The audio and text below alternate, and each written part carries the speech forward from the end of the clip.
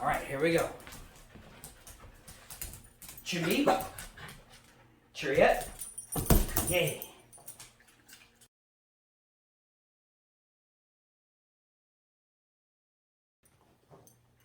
Hi, ladies and gentlemen. Joshua Rorty here. Jeremy Rorty. And these are my dogs, Ripley and Simmons, kind of the stars of this video. Also, Cleo decided to join us here. Probably because I had some cat treats for her.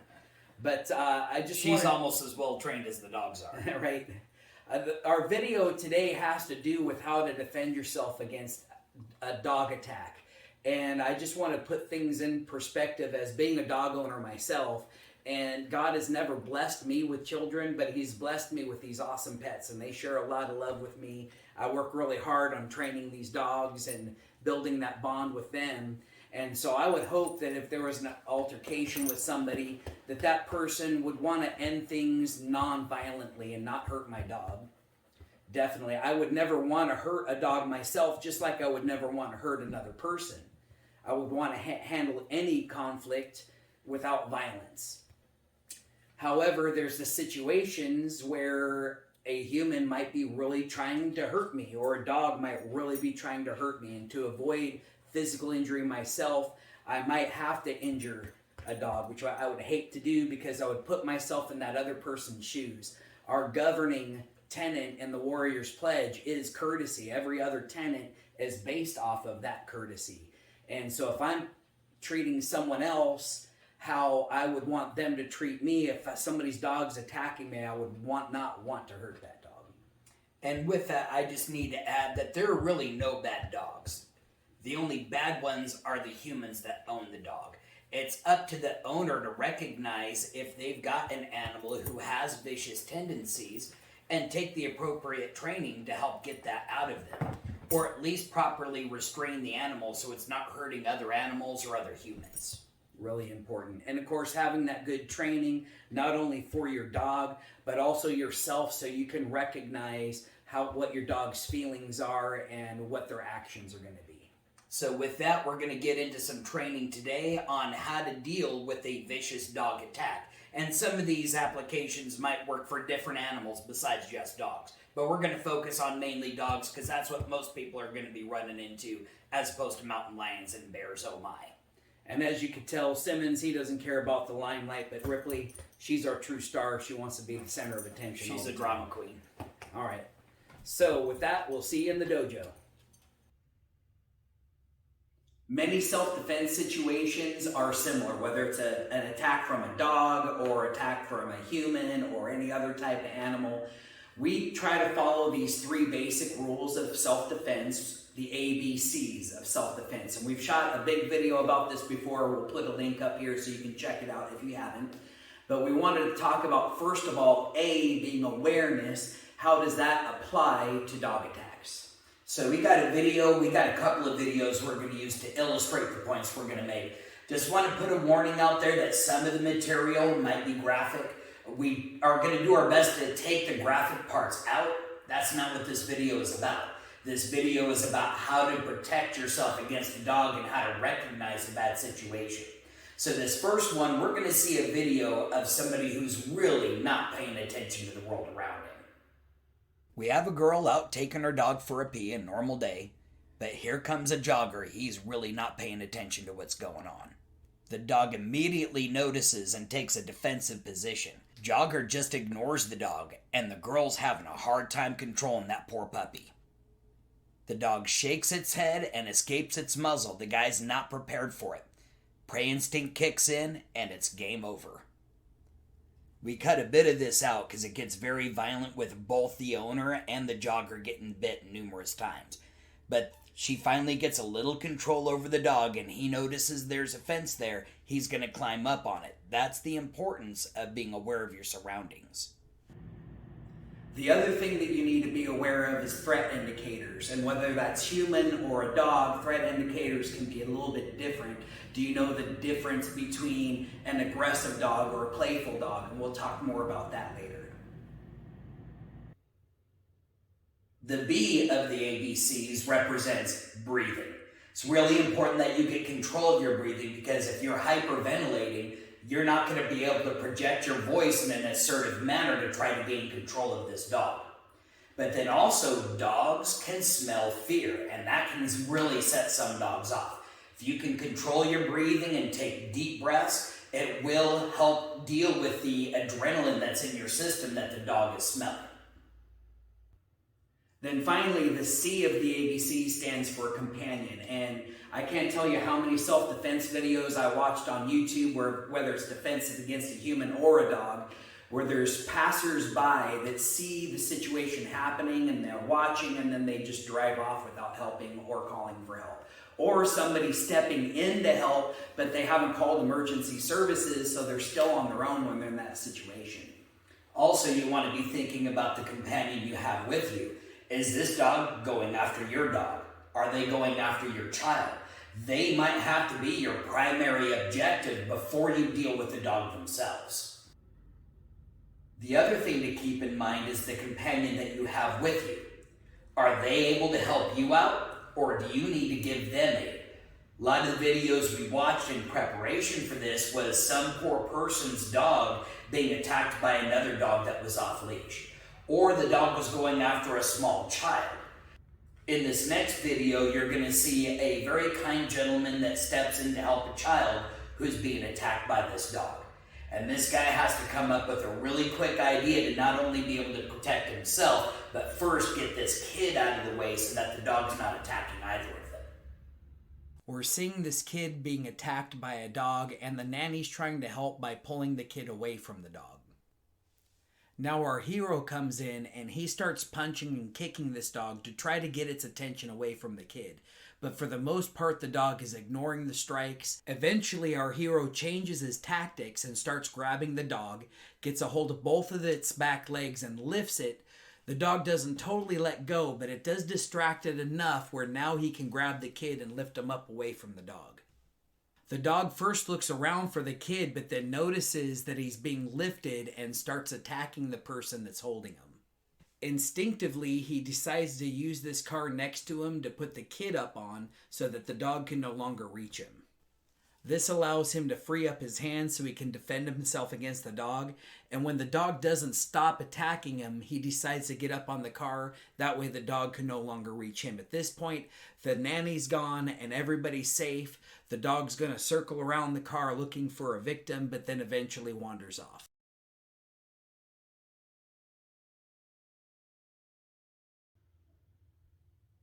Let's start off talking about how to avoid the dog attack altogether. As we had mentioned earlier, your awareness is your number one tool. Don't be stuck there in your own little world or stuck there in your cell phone, because that is just asking for trouble. You have to have your head up, you have to be scanning and looking around. That way, if you see the dog out there in the distance, you can recognize that could be a potential danger. You might decide to cross the street or go the other way. Whatever you do, don't just run away, because that could trigger the dog's prey instinct and then the fight's on. If you notice the dog and you can't get out of the situation and all of a sudden you notice it's charging you, first thing you want to do is take a defensive stance, turning sideways. You want to protect your vital organs. I'd much rather the dog get a hold of my arm or my leg rather than my groin or my stomach or my throat. Same time, I don't want to look at the dog in the eyes. I can take that as a sign of aggression. I hear a lot of people say, don't look at the dog. Well, you kind of have to look at the dog to see when it's going to attack. But instead of looking at its eyes, look at the ground in front of it. That way you're not making that direct eye contact, and you can still react to any attacks it might make. At the same time that you're in this defensive stance, you want to use an assertive, loud voice and tell it, go home. And, even though the dog doesn't speak English, it's probably heard go home before. And so you're hoping that at that point of taking that defensive stance, using that assertive voice, it's going to stop the attack and maybe the dog will go home. At this point, you're probably going to have to gain control of your breathing, because if you are hyperventilating out of fear, the dog's going to smell that fear, and you're not going to have the power in your voice to tell the dog what you want it to do. So you might just have to calm yourself and take a couple of deep breaths. A couple of deep breaths from your lungs will help release an endorphin into your system that's going to help counteract the adrenaline that you're dealing with right now. When you use your defensive stance and your assertive voice, what you're hoping for is that the dog will stop. If it does, don't attack it. By throwing a strike, you could escalate things and make it worse. Instead, continue to breathe and stay calm. You can slowly back away, and while you do that, if you have a jacket or a backpack, it's going to be a distraction. You lay it on the ground, a little bit of an obstacle in that dog's head. It won't want to cross it right away. It's going to be curious about what that was. And that's going to give you some time to hopefully get out of the situation.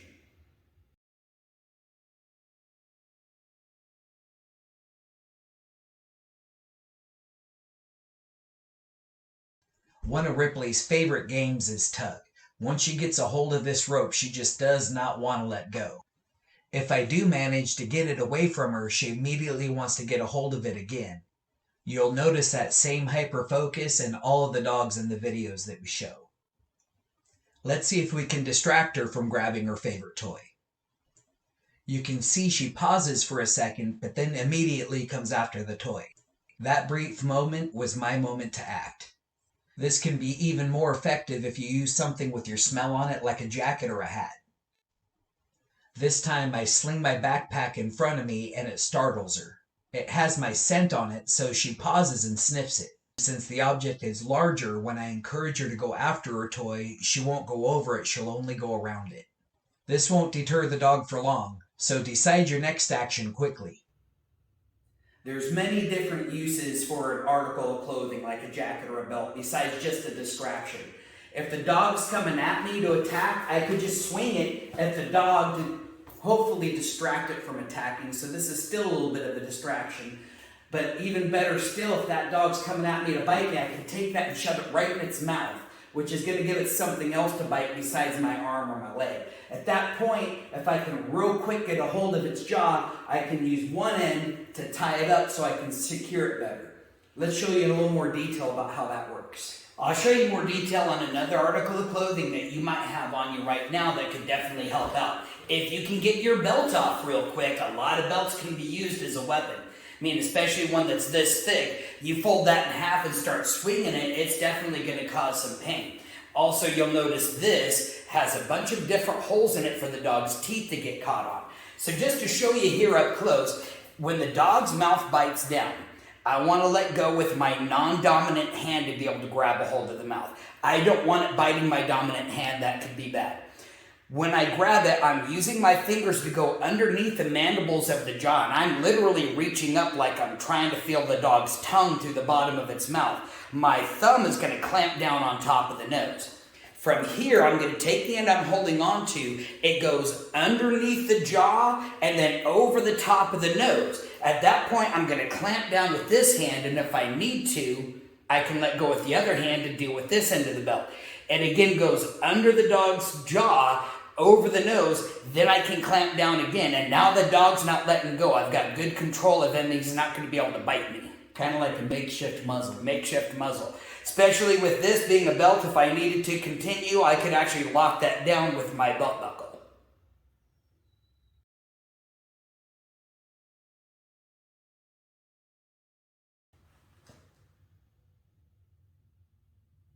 The next part we need to talk about is combat with the dog.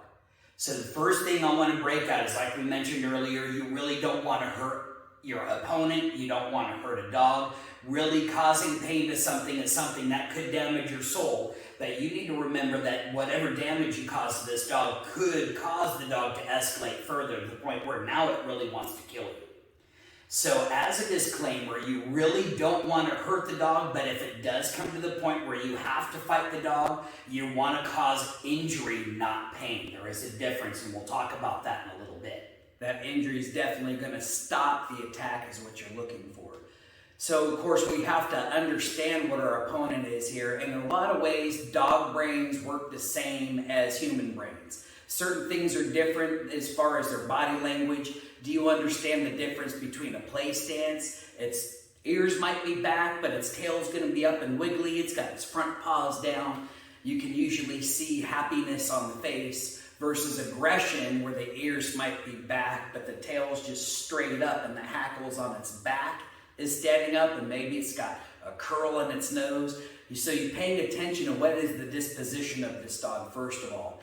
And dogs suffer from depression, they get really happy, they could be sad. They also suffer from post-traumatic stress. If they've been hit before and they see a fist or somebody wearing a hat, that might just be something that sets them off. You really don't know what's going on inside that dog's head. On top of that, dogs fight with a pack mentality. So if you're dealing with more than one dog, you need to be looking around behind you, because while one dog's in front of you, the other dog's trying to sneak behind, just like humans do. At the same time, if you injure one dog, odds are you're going to cause a little bit of hesitation from the rest of the pack. And then on top of that, when a dog reaches an adrenalized state, it's a lot like a human, especially men. When men hit that adrenalized state, it's almost impossible to pull them out of a fight. His dog is really sweet. You could be playing with it in the backyard, and if another dog comes up to a fence, she's going to go after it. If you catch her before she starts fence fighting, you can distract her and get her back in the house. But once that fence fighting starts, outside of grabbing a hold of her collar and pulling her away from that fence, you're not going to stop her from barking and growling and biting. Keeping a dog from reaching an adrenalized state is the best way to avoid a fight. Outside of the psychology of our opponent, it's also important to understand their anatomy. We had seen a lot of videos in preparation for this where people were ineffectively trying to use pain compliance against a dog because they weren't hitting it in the right places. Remember what we mentioned earlier, when it comes to the point where you have to fight a dog, you don't want to hurt it because that's just going to escalate it. You're actually looking to cause injury.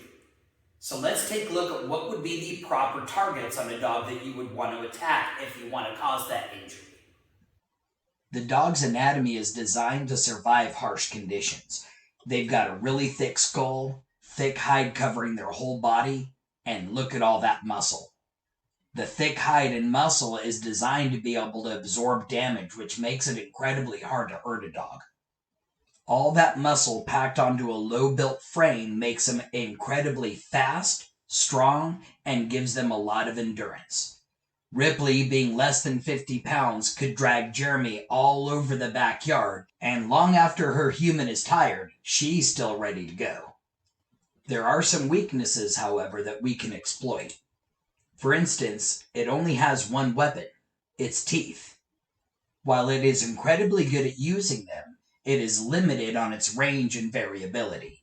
If you can occupy its teeth or keep your distance, you can effectively eliminate all its weapons. While its skull is very thick, you'll notice the bridge of the nose is very thin bone and can be easily broken.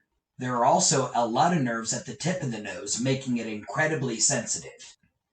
Dogs have prominent eyes with very large sockets, making them easy to damage.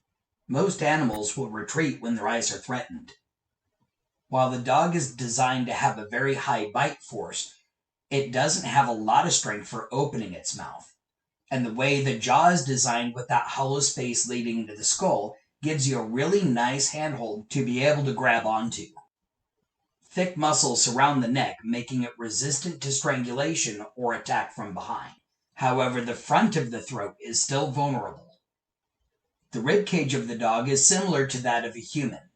The floating rib at the end isn't attached, making it easy to break or dislocate. Also, internal organs are hidden within the rib cage like the liver. If you can strike to this hollow area, you can damage internal organs. If you compare the thickness of the bones of the front and back legs, you'll notice that the front legs are much thinner, making them easier to break. All four paws have delicate bones, making them equally vulnerable to attack. A man is out for his morning walk when he is confronted by two vicious pit bulls. Surveillance video shows the off-leash dogs aggressively barking. The frightened 67-year-old man tries to back away. Then the pit bulls lunge. Watch as the man desperately tries to escape, but the pit bulls are out for blood. If it comes down to an actual confrontation with an animal, you really don't want to fight it with your hands and feet. The animal is much better equipped for fighting with what it was born with than you are. So I always recommend wherever you're going, you want to have a self-defense tool with you. So check with your local state laws and find out what's legal for you to carry all the time. Something simple like pepper spray is legal in most states. Pepper spray works really well against dogs because it not only affects their eyes, but also their sense of smell, which is very sensitive. Outside of that, if you've got a gun and you're able to carry it, bummer thing about a gun is you're probably going to end up killing that dog. But if you feel like that's necessary to save your life or somebody else's life, that is, in most states, you're right. And in most cases that we saw where these dogs were viciously attacking people, if that dog gets caught afterward, it's going to be put down one way or another. Yeah, that's the odds in most states. Now, on top of that, other self-defense tools that people carry on them, like a knife or an extendable baton, those could be effective, but you're really going to have to get close to that dog to be able to use them. So generally speaking, longer range weapons like a walking stick might be a better choice. Let's take a closer look at the difference between the two. The first thing I wanted to talk about is using a short weapon. It doesn't give me a lot of distance away from my opponent. If this dog's coming at, by the time I hit it, it's already really close to me. And if I don't hit it right, it's going to still slide in and get a hold of me. For the most part, when I'm using my weapons, I want to be able to try and get a straight-in stop, which can be difficult with a short stick. It is still a force multiplier, though. If that dog's coming at me and I can hit it really hard across the nose, turn his head a little bit, then that could stop it from attacking, especially that nose is very sensitive, and if I break it, it's going to want to go into flight mode. The other thing, as it comes at me, I can use the short stick to get in its jaws, and then I can grab a hold of it, and then, again, striking the nose, kicking sensitive areas like what would be the solar plexus up underneath it. These are things that can hopefully drive the dog off if I can get an injury. What gives a longer weapon its advantage? Number one, I still have a force multiplier with this thing. But then number two, I can interact with my opponent while still at a distance. I have my side-to-side sweeping attacks that I could use on its nose. If it's charging up at me, I can do a stopping attack right underneath its stomach. Something that's going to stop its forward momentum. If I just hit the side of it, again, it's going to slide right up and bite me. I got to control its head, or I have to be able to push its body to the side. Now, you could use it a traditional, like what you would use a spear style with that staff. You still get nice side-to-side motions, you get nice stabs, but the main thing being, most of these dogs are going to be shorter, so you're going to be using a lower posture. So it's a lot like how you would sweep with a broom. There are a lot of different items that you can use as a self-defense tool. Not all of them can be obvious. They might be sitting right next to you and you don't even know it. So I would recommend go back and check out our video on self-defense tools. It's even going to teach you how to improvise a weapon if you need it.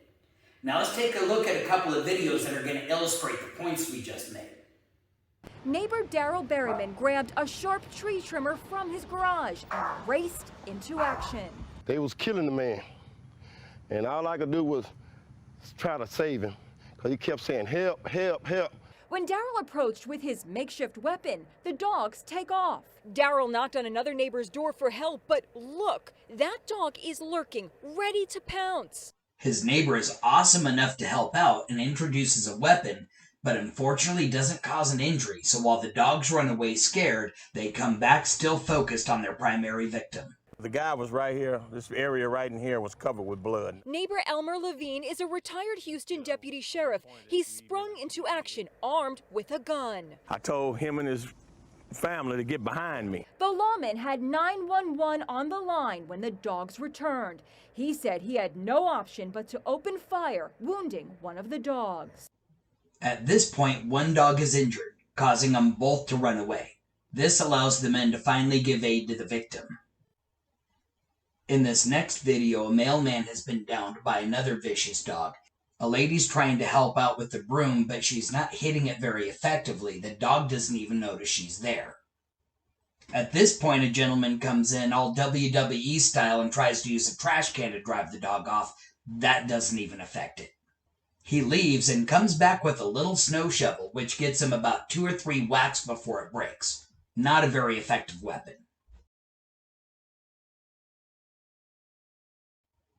He then comes back with a club that would normally be used for locking up the steering wheel on your car. He starts wailing on the poor dog with the club, but he's hitting it in the back and the ribs, which is mostly ineffective. We pause the video here because unfortunately the dog takes a pretty severe beating. Eventually, though, the dog does let go and they drag the mailman in the car and get him to safety. If you don't have a self-defense weapon on you, all you have left is what God gave you. Now, if you think about this, what is the most protected part of most people's body? Probably their foot. Usually we're wearing shoes, unless you got flip-flops on. If a dog bites into your foot, you got a shoe on, you lose a toe, the toe is in your boot. They can sew it back on later if you need to. If you got big chunky boots like mine, odds are the dog's going to have a hard time biting through it anyway, especially if you have steel toes on. And now those steel toes could actually be used as a deterrent for the dog. If you're kicking, you want to use that same sideways motion that we were showing with the stick and the staff. If you're doing straight on kicks, it's going to make it really easy to miss if I don't have good accuracy, and then he gets a hold of my knotty bits, and that can be very painful. On the other hand, if the dog's coming in and I can use a crescent kick, you'll notice not only is it easier to hit, but I also push the dog into a different position. You could use a roundhouse kick too, and in that case I'm using the toe of my foot, which can definitely cause a lot of pain into the neck or into the side of the head. Different than typical martial art training, when I'm in my fighting stance, I don't want to have my hands up. Instead, I'm going to have my hands down so that I can use that to protect my chest and my throat, and I'm going to keep my hands closed. Now, if the dog comes up at my face, I can definitely use a push kick to kick on its body and push away from me. If I need to redirect, instead of hitting it at the head, I'll kick at the shoulders and I'll send it off in a different direction. Odds are after one or two kicks and the dog hasn't gotten a hold of you, it's now going to keep its distance, and you can try some of the other things like throwing down an obstacle to distract it. A lot of dogs, if you just grab a hold of both of their back legs and lift them off the ground, they get this whole reaction of, wait, what's that? And they let go and they turn around to look. So we have to keep in mind at that point that once we step in and start distracting this dog, it's going to turn on us. We're going to be its new target, we hope, so we have to be prepared for that. There's other tools that you can use to also make the dog let go, like what's known as a bite stick. You could really use any stick to be able to put it in the mouth and pry the mouth open, but a bite stick looks like a very broad-edged knife that's thin. It can slip into the dog's mouth.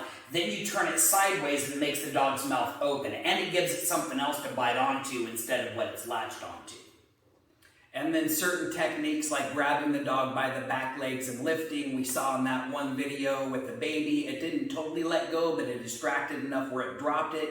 In the video of the backyard, Ripley let go of that toy and immediately turned on the person who grabbed her feet.